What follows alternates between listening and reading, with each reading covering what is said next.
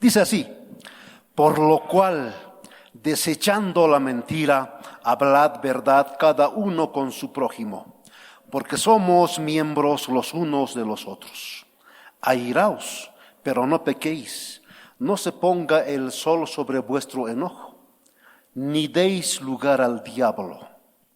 El que hurtaba, no hurte más, sino trabaje, haciendo con sus manos lo que es bueno, para que tenga que compartir con el que padece necesidad. Ninguna palabra corrompida salga de vuestra boca, sino la que sea buena para la necesaria edificación, a fin de dar gracia a los oyentes. Y no contristéis al Espíritu Santo de Dios, con el cual fuisteis sellados para el día de la redención. Quítense de vosotros toda amargura, enojo, ira, gritería y maledicencia y toda malicia. Antes sed benignos unos con otros, misericordiosos, perdonándoos unos a otros, como Dios también os perdonó a vosotros en Cristo. Palabra de Dios. He puesto por título, hermanos, este sermón: vivir a la manera de Cristo. Vivir a la manera de Cristo. Efesios 4:25 dice así: por lo tanto, cada uno de ustedes debe desechar la mentira y hablar con la verdad a su prójimo, porque todos somos miembros de un mismo cuerpo. Solemos decir así también cuando hablamos con alguien, ¿no? Deja de mentir, habla la verdad. Está bien, hermanos. Deja de mentir, di la verdad. Hermanos, decir eso es correcto. Pero, hermanos, cuando hablamos de la verdad, no solo se trata de esto, hermanos. Es algo mucho más profundo, hermanos, esta situación. Pablo dice que debemos abandonar las falsedades. Falsedad o mentira, hermanos, significa cualquier forma de deshonestidad. Pablo dice que deben desechar la mentira y hablar con la verdad a sus hermanos en la fe. Porque todos somos parte de esta iglesia, todos somos parte de esta comunidad. La mentira, como tal, solo tiene un propósito. El propósito de la mentira es destruir, desvirtuar, desfigurar, desequilibrar cualquier relación. Además debemos saber, hermanos, la mentira tiene un padre, la mentira tiene un origen. El padre de la mentira, ¿saben quién es? Satanás es el padre de la mentira, porque dice la palabra que el diablo es mentiroso desde el principio. No solamente dice que engaña a Eva, no solamente desde ese lugar, sino desde mucho más antes. Satanás es el padre de la mentira. Mentir o tener falsedad tiene muchas implicaciones. La falsedad también son las promesas que incumplimos. Es cuando faltamos a la verdad, o cuando fallamos a la confianza, o cuando hacemos halagos falsos, cuando exageramos la verdad, cuando transmitimos información sin fundamento, cuando transmitimos una información solo a base de rumores. Y a veces justificamos esas faltas. Hacer trampa en los exámenes. Hacer trampa en nuestros impuestos. O decir alguna verdad a medias. Entonces, este verso encabeza con la palabra mentira o falsedad, que es la raíz o es la base de otros comportamientos que tenemos en nuestra vivencia. Si hay falsedad en nuestros principios, todo lo demás también va a ser falso. La palabra de un creyente debe ser digna de confianza. Tiene que ser digna de confianza lo que decimos. Si decimos sí, debe ser en serio, hermanos. Y también cuando decimos no, debe ser en serio. Ahora, decir nuestro punto de vista o manifestar lo que pensamos no es malo. Decir sí cuando estemos de acuerdo, o saber decir no cuando no estemos de acuerdo. Y todo eso, hermanos, tiene que tener un respaldo válido y debe ser respetado, hermanos. Amén. Pero todo lo que decidas decir siempre tiene que ser en base a la verdad, hermanos. La razón que da Pablo para esto, ¿no?, para decirnos la verdad, es que somos miembros de este cuerpo. Como cuerpo de Cristo, no vamos a funcionar correctamente sin la verdad. Necesitamos hablarnos la verdad unos a otros. Entonces, la honestidad es la base para construir relaciones auténticas entre hermanos y que glorifiquen a nuestro Padre. Los hijos de Dios tenemos por mandato, por instrucción, el deber de obedecer. No podemos colocar en una actitud o en una actitud pasiva esta situación, hermanos, de decir la verdad. O decir, soy mentiroso, pero yo he puesto en oración y voy a decir a Dios que me dé el tiempo. Y el Señor va a darme el tiempo en cuando ya voy a dejar de mentir. No. La palabra es clara, hermanos. Esa no es la actitud, hermanos, correcta. Y la palabra no dice así. Volvamos a leer Efesios 4:25. Dice, por lo tanto, cada uno de ustedes debe, ¿no? Debe desechar la mentira y hablar con la verdad. Amén. Ahora, hermanos, vamos a ir a un segundo punto. Vamos a hablar de la ira. De la ira a la paz. Efesios 4:26. Enójense, pero no pequen, dice. No dejen que el sol se ponga estando aún enojados. 27. Y no le den lugar al diablo. La ira es una de las emociones que los humanos experimentamos. Y sin duda, hermanos, lo tenemos.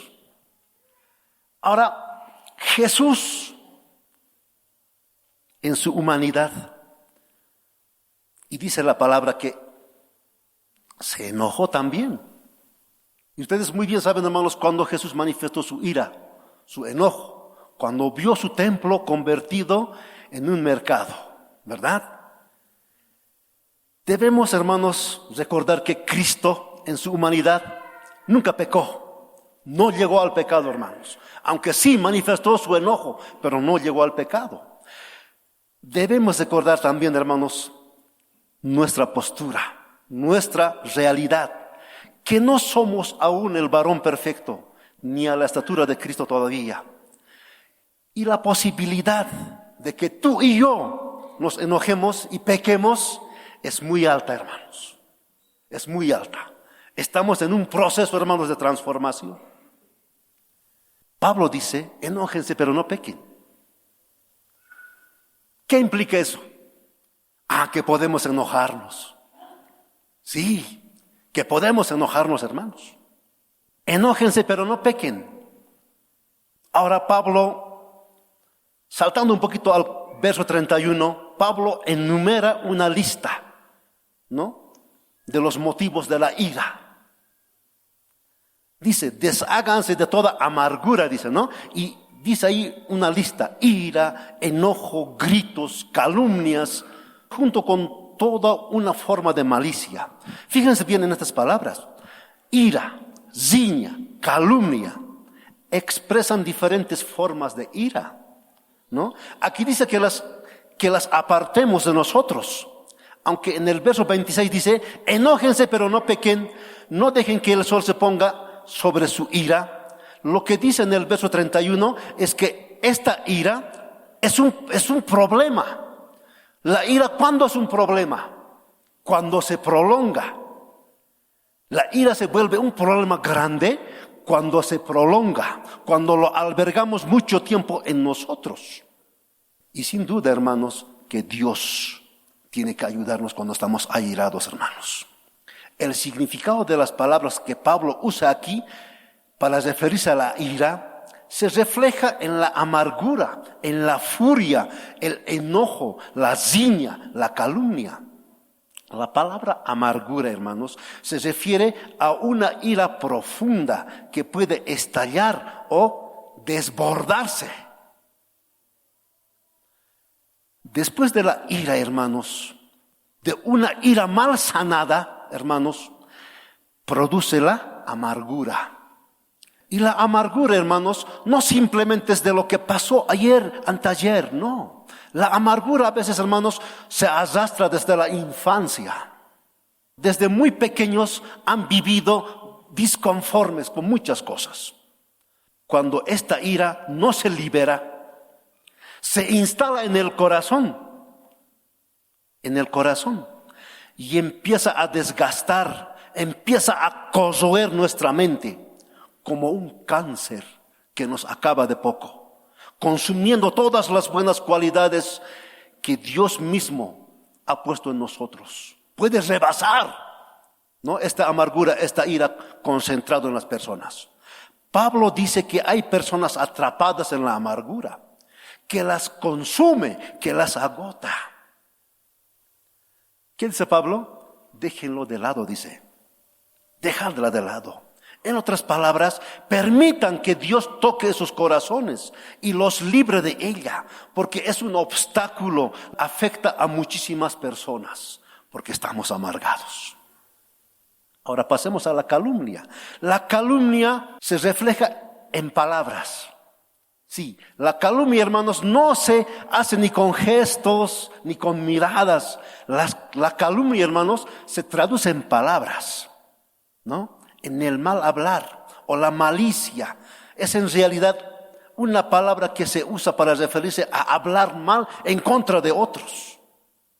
Hasta podemos hablar mal en contra de Dios, o calumniar, difamar a otros como consecuencia de la irritación, de la frustración que sentimos en nosotros.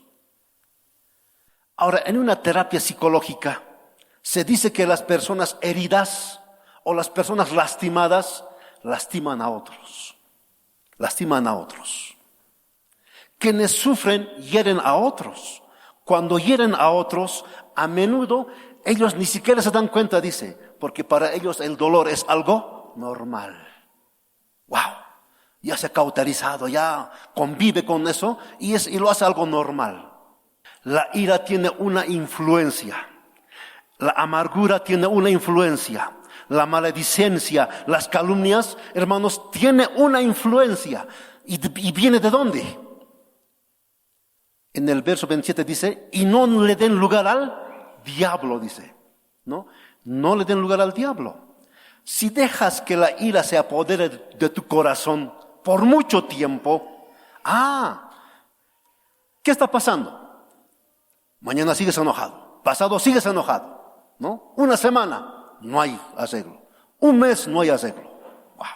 ¿Qué ha pasado? Es que le hemos abierto las puertas de par en par. ¿A quién? Al diablo. Y le hemos dado una oportunidad para que se instale. Y dice que cuando Satanás ingresa, hermanos, ni siquiera lo puedes sentir. Y la ira entró así en tu corazón. Y le has abierto de par en par tu puerta. Pablo ha hablado de cómo que el creyente tiene la capacidad. ¿De qué? De abrir la puerta al diablo para que entre a tu casa y cause daño.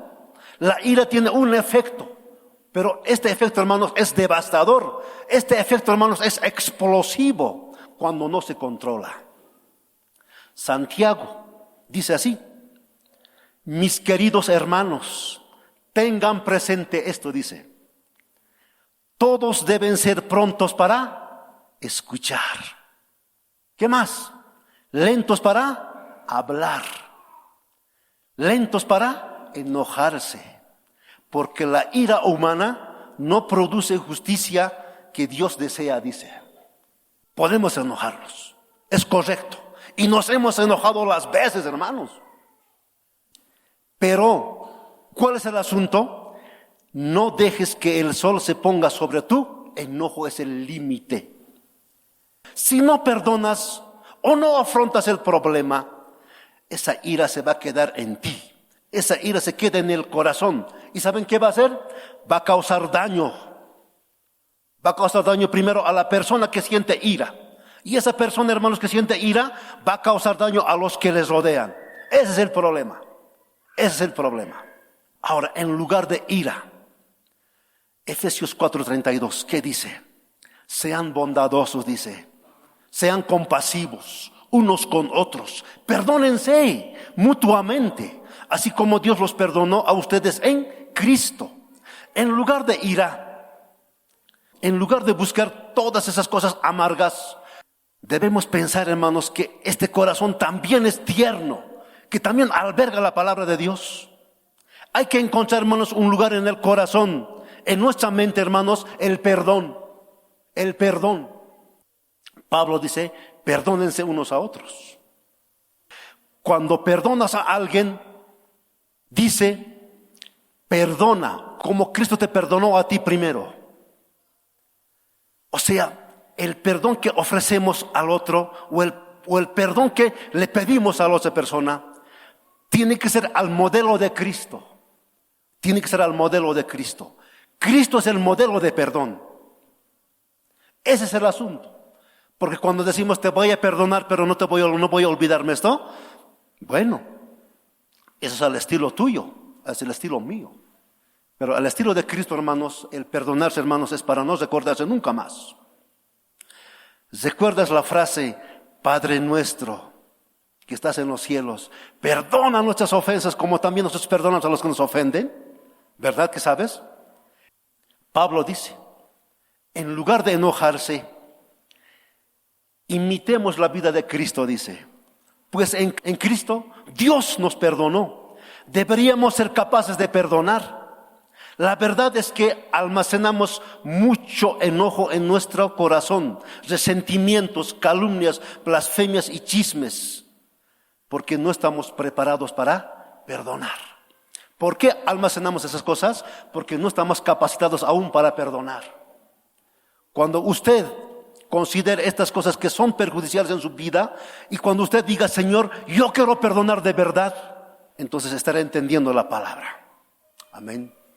Entonces, el final de la ira, hermanos, es el perdón. Es el perdón a la manera de Dios. Qué hermoso. Vamos a ver el punto número 3. Vamos a hablar ahora, hermanos, sobre la honra del trabajo. Verso 28. Si alguien robaba, dice, que no robe más, sino que trabaje, haciendo con sus propias manos algo útil, para que tenga que compartir con los necesitados. En el siglo I, el robo ya era condenado, aunque era muy común robar. Y de hecho, hermanos, en lugares como Creta, el robo se elogiaba. Habían grandes piratas en los mares que salían a robar y ellos se jactaban de su robo. Pero los moralistas condenaban el robo. No robes, trabaja duro, comparte, practica la generosidad. En lugar de robar, los miembros deben trabajar duro con sus propias manos. Así podemos ayudar a quienes necesitan, hermanos, de nuestra ayuda. Tesalonicenses. En su segunda carta dice así, porque incluso, ¿no? Dice Pablo, cuando estábamos con ustedes, les dimos esta regla, dice, el que no quiera trabajar, que no coma. Oímos que algunos de ustedes son ociosos y causan disturbios porque no están ocupados, sino que se entrometen en sus propios asuntos, dice, ¿no? A tales personas les mandamos y exhortamos en el Señor a que se tranquilicen y se ganen el sustento. Ahora, Proverbios es más directo. Las manos perezosas empobrecen. O sea, las manos flojas solo traen pobreza, dice. Pero las manos diligentes, las manos trabajadoras, ¿qué dice? Enriquecen. Pablo dice que no se debe robar. El robo en sus diferentes formas solo destruye la sociedad. Trabaja duro y gánate la vida para poder ser generoso. No para acumular plata. No, si tenemos un ingreso, hermanos, en nuestro trabajo, sea generoso con los demás. Para eso ganamos, hermanos, el fruto del trabajo. Amén. Qué hermoso, ¿verdad? Último punto, un lenguaje constructivo. El verso 29 al 32 dice: no dejen que de su boca salga ninguna palabra corrompida, sino la que sea buena para edificación según la necesidad, para que imparta gracia a los que escuchan. No entristezcan al Espíritu Santo de Dios, con quien fueron sellados para el día de la redención. Las malas palabras, hermanos, que salen de nuestra boca, destruyen la comunidad. Las palabras malas jamás construyen, solo destruyen. Es como una fruta podrida. Es así las palabras. Se refiere al lenguaje abusivo, a un lenguaje vulgar, a un lenguaje calumnioso, a un lenguaje que tiene doble sentido, ¿verdad? ¡Wow! Qué interesantes somos los seres humanos, ¿no? Cuando hablamos y cuando tenemos una amargura en el corazón, con una palabra de doble sentido, hacemos que el otro se enfurezca de verdad, ¿no? Y a veces nos sentimos satisfechos. ¡Wow! Se lo he dicho. Ahora que pruebe el amargo también, ¿no? ¡Wow! ¿Cómo nos sentimos vencedores, verdad? ¡Wow! Qué expertos somos a veces en decir palabras con doble filo, ¿no? Eso no es bueno, hermanos. Una palabra vulgar, hermanos, no es bueno. Una palabra abusiva, un lenguaje abusivo no es bueno. O un lenguaje despectivo, ¿no? ¡Wow! Hay formas de decir las cosas, hermanos. Pero la Biblia, hermanos, nos da la forma correcta. ¿Qué dice? Cuando somos así, cuando de nuestra boca, hermanos, salen las palabras destructivas, entristecen, dice, ¿a quién? Al Espíritu de Dios. ¡Wow! ¿No? O sea que, hermanos, debemos tener responsabilidad en nuestra forma de decir las cosas con los demás. El lenguaje de los creyentes debe construir, no destruir. El lenguaje del creyente tiene que tener una comunicación asertiva, apropiada. Nuestro lenguaje, hermanos, debe satisfacer las necesidades de las personas, no quebrarles más, sino ayudar. Nuestro lenguaje, hermanos, debe beneficiar a quienes nos escuchan. Santiago dice así: con la lengua alabamos a nuestro Dios y Padre, y con ella maldecimos a los hombres que han sido hechos a la imagen de Dios. De la misma boca salen alabanza y de la misma boca sale maldición. Hermanos míos, esto no debe ser así. ¡Wow!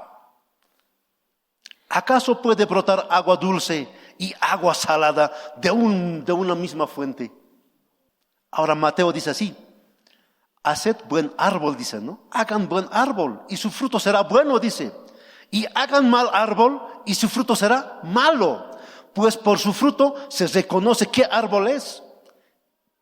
Y es duro, Jesús dice: generación de víboras, ¿no? ¡Wow! ¿Cómo podéis, siendo malos, decir algo bueno? Porque de la abundancia del corazón la boca dice. El hombre bueno saca cosas buenas del buen tesoro que está en sí, dice, ¿no? Y el hombre malo saca cosas malas del mal tesoro que guarda en sí. Pero yo os digo que cada uno tendrá que dar cuenta en el día del juicio de toda palabra ociosa que haya pronunciado. Porque por tus palabras serás juzgado o justificado en aquel día, ¿no? Terrible. ¿Se dan cuenta, hermanos? Lo que decimos, hermanos, tiene una profundidad en la eternidad, hermanos. Así que no digamos cualquier tontería. Las palabras tienen poder. Tienen el poder de construir y tienen el poder de destruir. De construir una comunidad o destruirla. Tienen el poder de crear o destruir familias.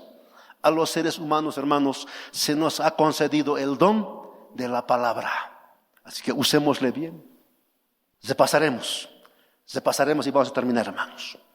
Número 1, hablar la verdad en lugar de la mentira. Pablo nos exhorta a dejar de mentir y decir verdad a nuestros hermanos. La razón, porque somos un miembro, los unos de los otros. La iglesia es un cuerpo interconectados. Todos dependemos del uno y todos dependemos del otro. Yo dependo de usted, usted depende de mí, yo dependo de él y todos nos dependemos, hermanos. Eso es estar interconectados. Número 2, debemos, hermanos, controlar nuestro enojo. El principio, enójense pero no pequen. Se conoce que el enojo es una emoción humana, pero no debe convertirse en una actitud de pecado. El límite del tiempo de enojarse es no se ponga él sobre su enojo. O sea que debemos resolver nuestro conflicto rápidamente, ¿verdad? Rápidamente. Y el que es ofendido, hermanos, también sea pronto en perdonar. Si quiere llevar la paz, no acumules resentimientos, dice. Busca la reconciliación antes de que el día termine. 3, trabajen para bendecir. El cambio de actitud tiene que ser así. El que robaba, que ya no robe, que ahora trabaje, ¿no? Que haga algo con sus manos. El propósito, tener algo que compartir con el que padece necesidad. El trabajo cristiano tiene un propósito mayor: transformar la necesidad en generosidad. 4, debemos cuidar nuestras palabras.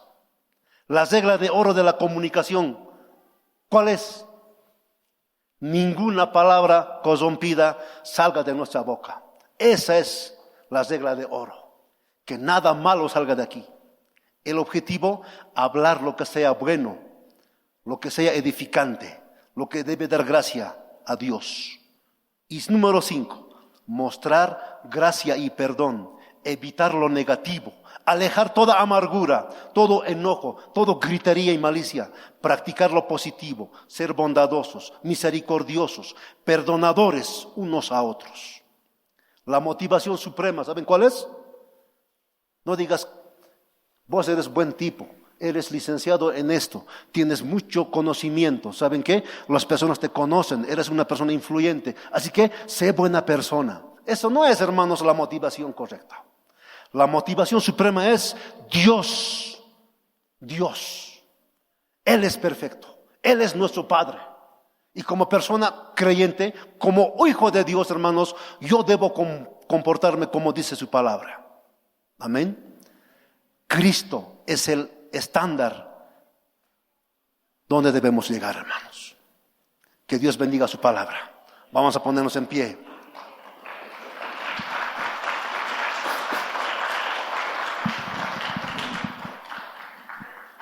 Gloria a Dios. Si usted aún alberga algún resentimiento, alguna amargura contra alguien, o alguien te causó mucho daño, no guarde. Eso le perjudica a usted. Y eso va a perjudicar a los que les rodean también. Es el tiempo en que usted diga: Señor, sana esta herida en tu nombre. Sana esta herida en mí, ¿verdad? Y sea libre. Oremos. Dios, gracias, Padre, porque tú eres perfecto. Tú eres bueno. Dios, Cristo es el estándar donde debemos llegar. Estamos en camino, Señor. Estamos, Dios, en procura de llegar allá.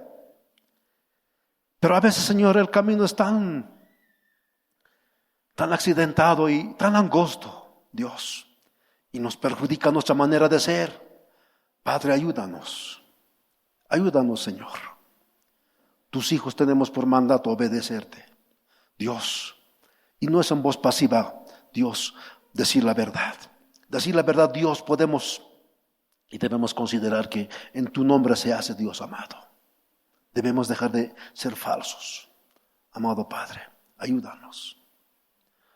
Amado Dios, y trabaja en corazones de aquellos hermanos que tienen resentimiento en sus corazones. Tal vez, Dios, guardan algún tipo de rencor. Amado Padre, tú eres un Dios de libertad, eres un Dios de luz. Ilumina ese corazón, Padre, y libera, Dios, de esa amargura. Amado Padre, porque tú eres Dios. Amado Padre, bendice esta iglesia. Bendice nuestro andar. Somos hijos de la luz. Somos hijos tuyos, Padre. Imitamos a tu Hijo Cristo.